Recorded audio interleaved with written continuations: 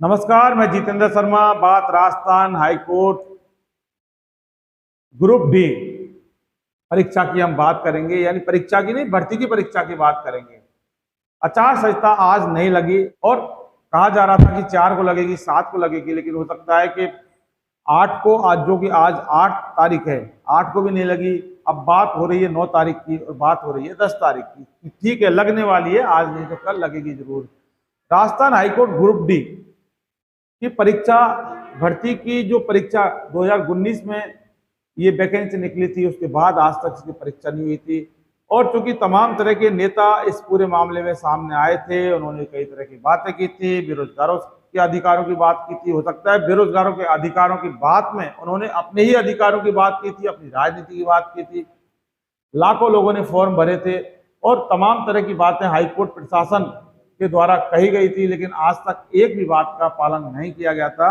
और बात यह है कि जब हाईकोर्ट से बात हुई थी, हाईकोर्ट प्रशासन से बात हुई थी कि बेरोजगारों की परीक्षा आखिर कब होगी, तो फिर हाईकोर्ट की तरफ से एक जवाब मिला बेरोजगारों को कि हमने एक सरकारी एजेंसी को ये पूरा ठेका दे दिया कि अब जो भर्ती की परीक्षा होगी वो एक सरकारी एजेंसी कराएगी। लेकिन हाईकोर्ट प्रशासन ने आज तक उस एजेंसी का ना तो नाम बताया, ना कोई ठिकाना बताया, ना पता बताया।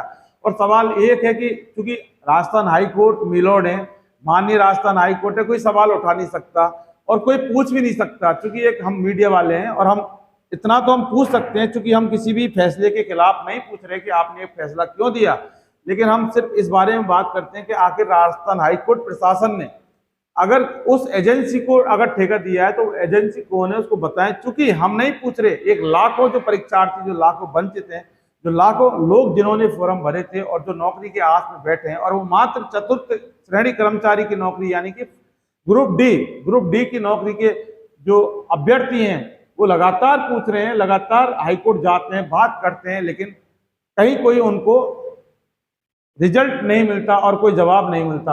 हालांकि उनकी आड़ में कई लोग राजनीति चमका रहे हैं। बेरोजगारों के नेता उपेंद्र यादव, राधे मीणा जैसे कई लोग हैं जो उनकी बात करके अपनी अपनी राजनीति चमका रहे हैं, लेकिन आज तक के ना उस सरकारी एजेंसी का पता, ना सरकारी एजेंसी कब परीक्षा कराएगी।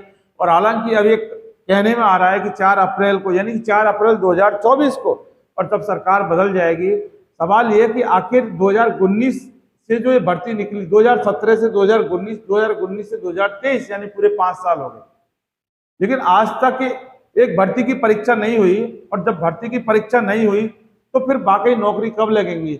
और अगर कोई भी प्रशासन, कोई भी तंत्र, सिस्टम, सरकार अगर परीक्षा नहीं करवा सकती, भर्ती नहीं करवा सकती, परीक्षा नहीं करवा सकती, नौकरी नहीं दे सकती, तो फिर इस तरह से भर्तियों के खेल में बेरोजगारों के साथ खिलवाड़ नहीं किया जाना चाहिए। क्योंकि जब एक फॉर्म जब भरा जाता है तो उसके साथ एक फीस लगती है, उसके साथ पैसे लगते हैं, और जब लाखों में ये जब फॉर्म भरे आते हैं तो माना कि करोड़ों की एक राशि सरकार के खजाने में पहुंचती है, प्रशासन के खजाने में पहुंचती है, और उसका हिसाब कोई ना तो कोई दे पाता और ना कोई ले पाता। और जब हिसाब लेने के लिए जब आरटीआई लगाई जाती है तो फिर उनको वो एक धारा होती है, धारा 8(1) जय, उसके तहत सूचना देने से मना कर देते हैं।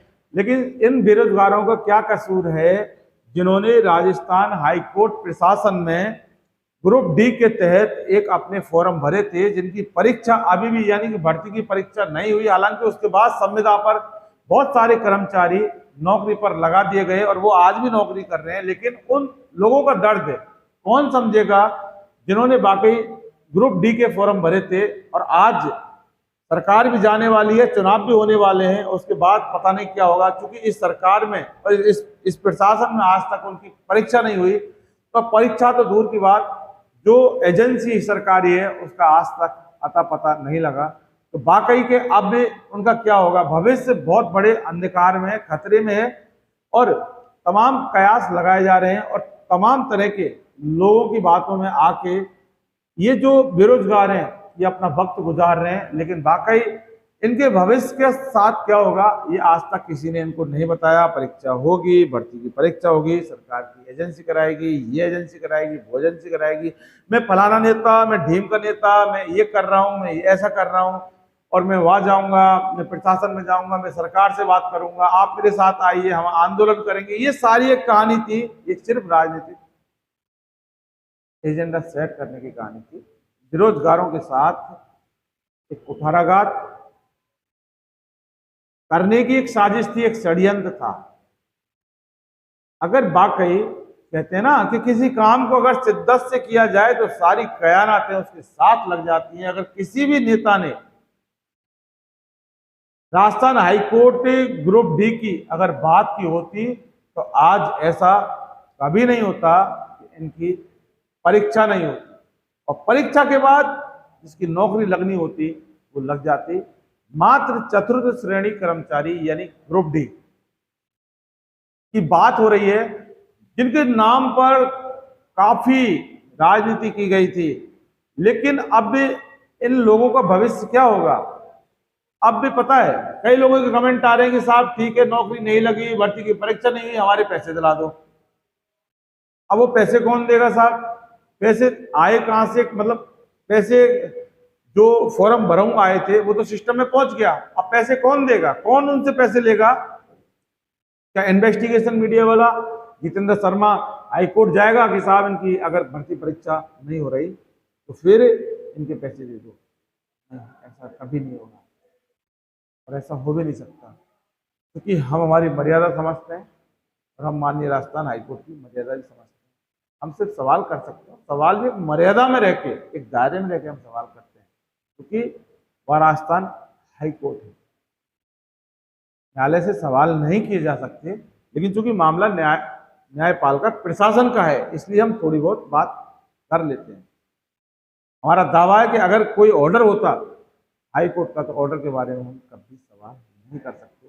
हाँ, विश्लेषण जरूर कर सकते हैं, एक मर्यादा में रह के, एक दायरे में रह के, एक सीमा में रह के किसी भी जज साहब के आदेश का विश्लेषण किया जा सकता है। सवाल न्यायपालिका से नहीं किए जा सकते, लेकिन यह न्यायपालिका का जो प्रशासन है बात उसकी है।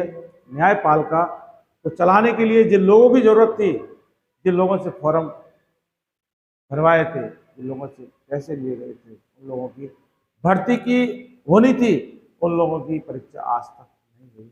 जवाबदेही कौन है साहब? एक चीज समझ में नहीं आती कि आखिर राजस्थान हाईकोर्ट ग्रुप डी वालों की जो भर्ती की परीक्षा नहीं हुई उसकी जवाबदेही किसकी है और जवाबदेही कौन तय करेगा? बात की बात है, इतना जरूर है कि पूरे सिस्टम में पूरे 5 साल निकल गए, गलत सरकार की पूरा शासन निकल गया, लेकिन high court, Rajasthan high court group D वालों की भर्ती की परीक्षा बात की बात, लेकिन परीक्षा कराने वाली सरकारी एजेंसी को नियुक्त किया था, उस एजेंसी का भी आज तक पता नहीं है। लाखों लोग दर दर की ठोकरें खाने को मजबूर हो रहे हैं, उनके पैसे ब्लॉक हो गए, लोग पैसे मांगने तैयार हैं, लेकिन कोई सवाल नहीं, कोई जवाब नहीं। क्या राजस्थान में अगर इसी तरह से होता रहेगा तो हमारा राजस्थान कैसे देश और दुनिया में अपनी उपस्थिति दर्ज करा पाएगा? एक ऐसे प्रदेश के रूप में जहाँ वाकई बेरोजगारों की बात हो, वाकई वंचितों की बात हो, वाकई पीड़ितों की बात हो, वाकई शोषितों की बात हो। एक बहुत बड़ा सवाल है। सवाल चूंकि सिस्टम के ऊपर है, सवाल जनता का है। जनता वो पीड़ित जिन्होंने फॉर्म भरे, वो अभ्यर्थी जो वंचित, जो बेरोजगार, जो दर दर की ठोकर खाने को मजबूर है, सवाल उन्हीं के हैं। जवाब सरकार को देने, सिस्टम को देने, प्रशासन को देने। हम एक मीडिया वाले हैं, हमारा काम उनका सवाल आप तक पहुंचाना है, और आप जो कह रहे हैं और जो आप कर रहे हैं और जो आप नौकरी दिला रहे हैं वो हम उन जनता तक पहुंचाने का हम काम कर रहे हैं साहब। हमारा काम वाकई नौकरी दिलाने का नहीं है, हमारा काम नौकरी दिलाने का नहीं है। अगर वाकई हमारा काम ये होता तो हम एक झटके में साइन करते, ठक ठक ठक मोहर लगाते, नौकरी बेरोजगारों को तो कम से कम दे देते। बाकी की बात की बात थी, बाकी का बात का फैसला था। लेकिन चूंकि मामला बहुत गहरा है, आचार संहिता लगने वाली है और बेरोजगारों के लिए high court, Rajasthan high court group D भर्ती की परीक्षा वाले जो बेरोजगार हैं उनके लिए वाकई अभी तक कुछ भी नहीं हो पाया। और अगर नहीं हो पाया तो आखिर कैसे सिस्टम का विकास होगा, कैसे राजस्थान का विकास होगा और कैसे उन बेरोजगारों का विकास होगा। जब उनका विकास नहीं होगा तो सिस्टम का विकास कहाँ से होगा, सिस्टम का विकास नहीं होगा तो हमारे राजस्थान कैसे होगा।